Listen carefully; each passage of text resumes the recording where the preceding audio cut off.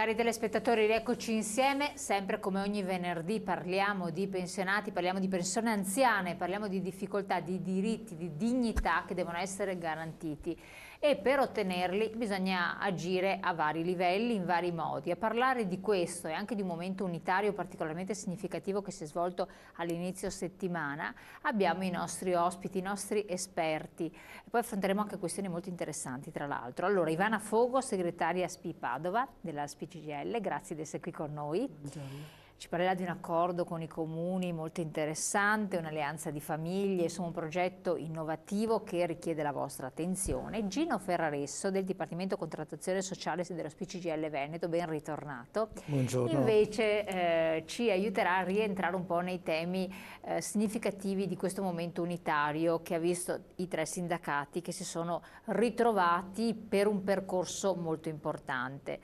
Allora, per incominciare, senza nulla togliere a nessuno di voi, però abbiamo l'intervista alla segretaria regionale generale che è dello SPI, Elena Di Gregorio. L'abbiamo intervistata in occasione proprio di questo ritrovo a Vicenza. C'erano 700, tra l'altro più di 700 pensionati che hanno avuto un modo anche di avvicinarsi, di confrontarsi per questo momento molto importante. Vediamo insieme l'intervista. Ha aperto questo convegno a livello unitario che è particolarmente significativo e ha concluso il suo discorso lanciando un po' un monito, il ruolo che hanno gli anziani.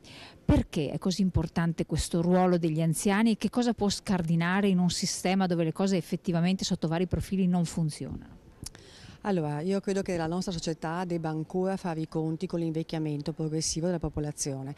Quindi noi vogliamo portare con la nostra piattaforma al centro dell'attenzione della politica la necessità di una maggiore consapevolezza di questi cambiamenti demografici, perché un quarto della popolazione appunto sarà over 65 a breve, anche nel nostro Veneto, e ci sono temi diversi, perché gli anziani rappresentano una popolazione che è molto attiva. La vita si allunga, quindi c'è una lunga fascia di età nella quale queste persone hanno competenze, esperienze, saperi che possono mettere a disposizione della società. Siamo invece una società che celebra il nuovismo, no? Il giovanilismo, per cui gli anziani vanno rottamati, no? Vanno accantonati, oppure vengono affrontati con il tema dell'assistenzialismo. E questo non va bene, perché non rispetta né la dignità delle persone né non è nemmeno utile socialmente, perché sono una risorsa preziosa. Quindi noi diciamo che se ci fosse intelligenza politica, un'idea di società, si valorizzerebbe socialmente questo ruolo che gli anziani possono svolgere. Quindi noi rivendichiamo un riconoscimento di ruolo, la dignità degli anziani e il ruolo che possono svolgere nella nostra società e siamo anche offesi perché questo governo ha penalizzato le pensioni, quindi come agli altri governi in precedenza, quando c'è da fare cassa si va a pescare dai pensionati e quindi si chiedono sacrifici a questa parte della popolazione senza riconoscergli il ruolo e senza fare una seria politica di inserimento, quindi di invecchiamento della popolazione e di utilità sociale. Quando poi si arriva a problemi di salute, la cronicità, visto che abbiamo anche popolazione over ottantenne, insomma, quindi la cronicità diventa sempre più pesante, questo viene scaricato completamente sulle famiglie che si trovano ad affrontare un problema gravissimo perché vengono lasciate da sole. Noi chiediamo che vengano investite risorse, che vengano dati servizi a sostegno delle famiglie, perché altrimenti va a finire che sono le donne che se ne devono occupare, che si occupano del lavoro di cura e vengono penalizzate nel lavoro e vengono penalizzate poi nelle pensioni, tant'è che noi abbiamo una differenziale tra pensionate e pensionati nelle pensioni, nel valore delle pensioni che è molto significativo, perché la media delle pensioni degli uomini è di 1.200 euro, quella delle donne di 6,50 ed è frutto del lavoro discontinuo, del lavoro di cura che non viene riconosciuto. Quindi noi chiediamo una legge nazionale sulla non autosufficienza che definisca criteri e servizi e il riconoscimento del lavoro di cura anche ai fini pensionistici e un sostegno vero alle famiglie in termini economici e in termini di servizi.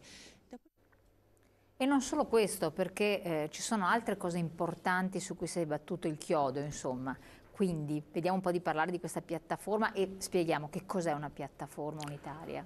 Allora, la piattaforma unitaria è un indirizzo degli indirizzi rispetto ai quali il sindacato dei pensionati, in questo caso unitario, CGIL e CISL e UIL, decidono di mobilitarsi, quindi di attivare tutte le forme per arrivare a un confronto serrato col governo. Quindi iniziative a partire quella del 18 che abbiamo sentito. L'idea è quella di fare ulteriori iniziative anche in piazza come pensionati. Quindi una vera e propria mobilitazione. Mobilitazione, sì, in particolare su 3 questioni che ci riguardano da vicino, non solamente come pensionati, ma anche come anziani, come diceva Elena. I 3 temi sono: il primo blocco è la previdenza, le pensioni, il secondo blocco la sanità, il terzo blocco la non autosufficienza. Allora, previdenza. La previdenza, c'è subito da dire un no rispetto al fatto che questo governo ha bloccato l'adeguamento delle pensioni, l'indicizzazione delle pensioni per tutte le pensioni sopra 3 volte il minimo. Cosa significa? Chi prende una pensione di 1.500 euro lordi, che vuol dire 1.300 euro netti, quest'anno non vedrà nessun aumento nella propria pensione perché è stato bloccato, e questo blocco verrà fatto per 3 anni. Vuol dire in un anno portare via dalle tasche dei pensionati circa 1 miliardo di euro solo con questo blocco delle pensioni. Quindi no al blocco dell'indicizzazione delle pensioni. C'è anche una beffa, nel senso che il blocco non è stato ancora attuato, quindi i pensionati che hanno una pensione sopra i 1.500 euro hanno preso gli aumenti, però si ritroveranno a restituire questi aumenti dopo le elezioni, perché così avevamo annunciato prima, invece così non si sa. La seconda questione è che noi invece pensiamo che bisogna anche ampliare la platea di chi percepisce la 14ª mensilità, un gruppo consistente di pensionati, in particolare donne. Prima Elena faceva riferimento alla differenza tra uomini e donne nelle pensioni. Prende una pensione che sta sotto i 600-700 euro. A questi pensionati da un po' di anni è prevista intorno al mese di giugno una mensilità ulteriore, che appunto è chiamata 14ª, che è circa che va dai 500 ai 1.000 euro lordi per queste persone. Noi vorremmo ampliare la platea di queste persone che ne usufruisce. La terza questione... ampliare questa platea di quanto?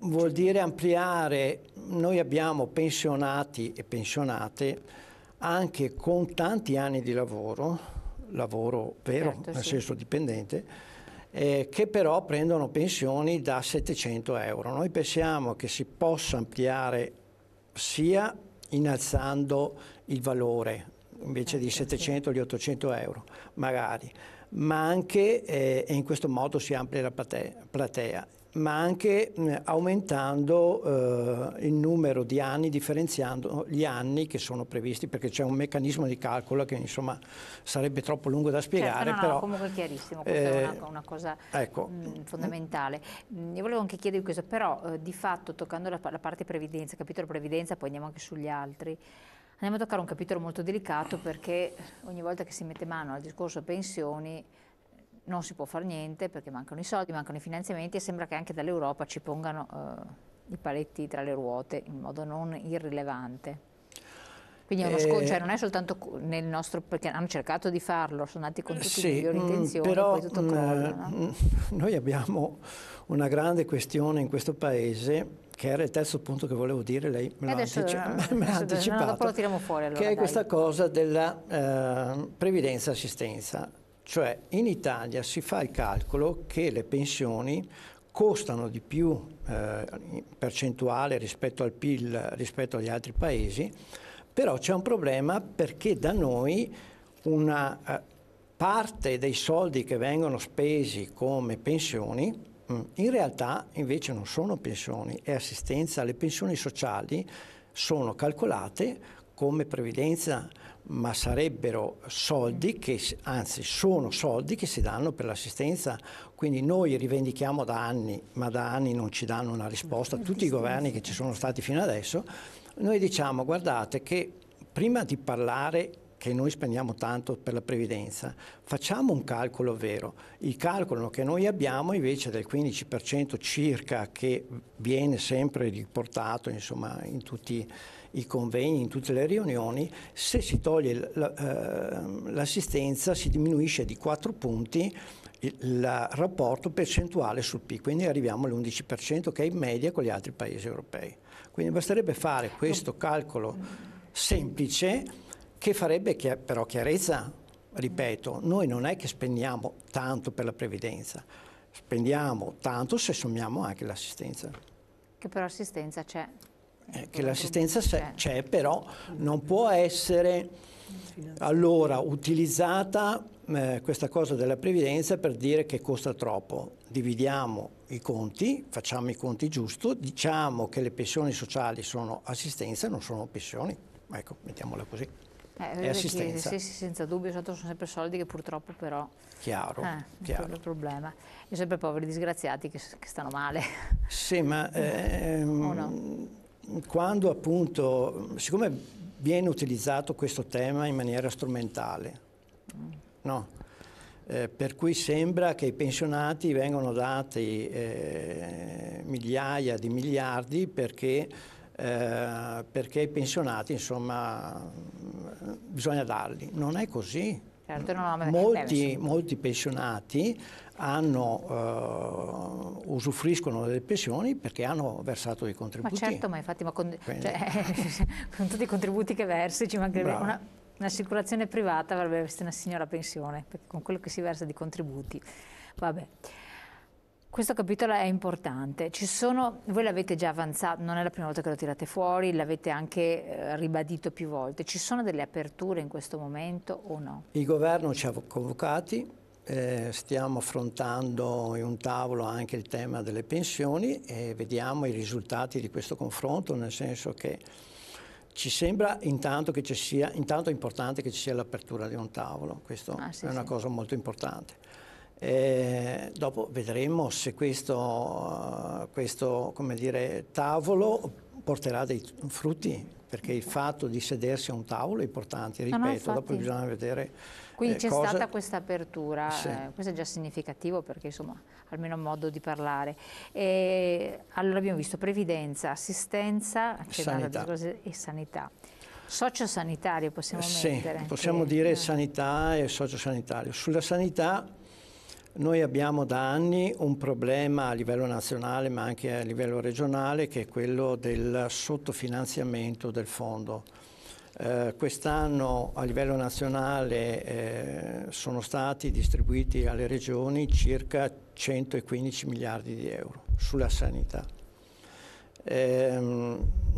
Da anni questo trend insomma, di finanziamento è un trend che non dà una risposta sufficiente ai temi della cronicità e della sanità nel nostro paese, pur essendo il nostro paese un paese che riesce a dare una sanità di eccellenza rispetto a tanti altri paesi insomma, nel mondo. Però noi rivendichiamo che c'è la necessità di aumentare il fondo in maniera consistente proprio per affrontare il tema della cronicità legata all'invecchiamento della popolazione che conosciamo. C'è un grande tema poi che riguarda il super ticket. Questo super ticket molte regioni l'hanno abolito. Noi chiediamo da tempo che anche il Veneto imiti altre regioni come il Piemonte, come l'Emilia Romagna, come la Puglia, che hanno abolito il super ticket, che è quel ticket che si paga quei 10-5 euro a seconda del reddito, che però oltre che essere una tassa iniqua nei confronti dei cittadini va a finire che per certe prestazioni è meglio andare al privato che non rivolgersi al pubblico, perché costa meno fondamentalmente farsi un prelievo di sangue e non pagando il super ticket che pagandolo, insomma, e quindi c'è anche questa cosa che alla fine mette in discussione il Servizio Sanitario Nazionale. C'è un grande tema. Su questo il governo è appena intervenuto con un accordo che riguarda le liste d'attesa. Ecco, questo è molto interessa tantissimo gli anziani. Perché, questo è un grande tema che abbiamo anche affrontato in altre volte. Diciamo che il tema delle liste d'attesa è fonte di 3 cause. La prima causa è l'appropriatezza. Quindi vuol dire che i medici di base forse non sono abbastanza attenti sulla necessità di fare determinati esami o determinate prestazioni. Questa è la prima cosa, la non appropriatezza. La seconda questione è il personale, la quantità del personale. Noi conosciamo insomma qual è il problema. Noi diciamo che bisogna quanto prima, anzi da subito, sbloccare le assunzioni del personale, sia medico sia non medico. Teniamo conto che nella sanità c'è un blocco delle assunzioni dal 2010, però si fa riferimento a una spesa del 2004 totale della sanità diminuita dell'1,4% se non mi sbaglio. Quindi noi siamo oggi con una spesa per quanto riguarda il personale pari a quella del 2004 diminuita dell'1,4%, il che significa che non si tiene conto di quello che invece è successo in questi 18 anni, insomma, no? Cronicità, invecchiamento e le cose che dicevamo prima. C'è poi tutto un altro tema che riguarda i livelli di assistenza nei confronti delle persone che sono quelle prestazioni che per legge sono gratuite. Ora, ecco, io vorrei dedicare un attimo solo, c'è la pubblicità, okay. Quindi riprendiamo un po' il filo del discorso perché sono temi di non poca importanza. Restate con noi pochi secondi, poi ci rivediamo.